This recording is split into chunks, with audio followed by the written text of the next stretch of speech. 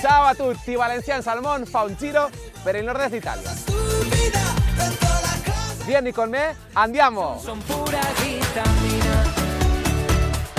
Avui toca explorar la regió del Piemont, que en italià vol dir als peus de la muntanya.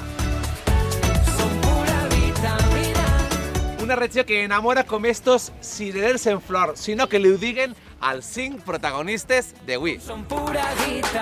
Benvinguts a Itàlia!